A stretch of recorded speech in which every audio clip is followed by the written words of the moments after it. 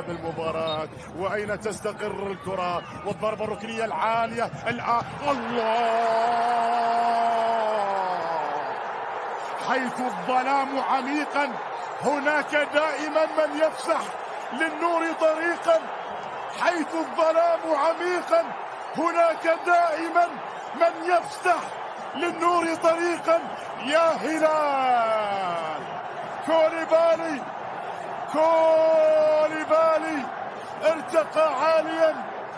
ارتقى عاليا وفسح للنور طريقا. عبد الحميد موجود في خط الوسط، ماذا يفعل؟ انه يبدا هجمه للهلال عن طريق من؟ عن طريق ميشيل، ياتي بكره الله الله الله الله الله الله الله الله الله الله،